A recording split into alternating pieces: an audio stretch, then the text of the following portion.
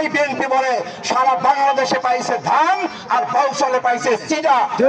শহীদুল আলম তালুকদারের কাছে যখন বলা হয় চন্দ্রদ্বীপে হামলা চলছে, তখন বলেছে তোদের কাছে যা আছে তাই নিয়ে ওদেরকে শোয়া ফেলাও।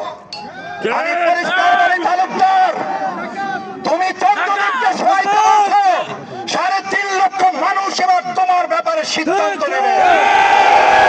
সুতরাং প্রশাসনের যারা আছেন, এই যে তালুকদার শোয়ায় ফেলানোর সিদ্ধান্তের ভিডিও আপনাদেরকে দেওয়ার পরও শুধুমাত্র আসামি যে কয়জন তাদের ব্যাপারে কার্যকর পদক্ষেপ নিলে হবে না, যিনি এই হুকুমদাতা তার ব্যাপারে পদক্ষেপ নিতে হবে।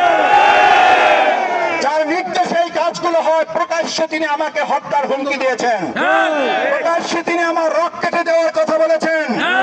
আমরা সবকিছু ধৈর্য ধারণ করেছি।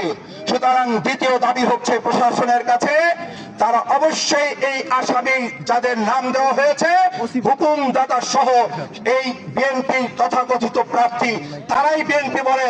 সারা বাংলাদেশে পাইছে ধান আর কৌশলে পাইছে চিটা।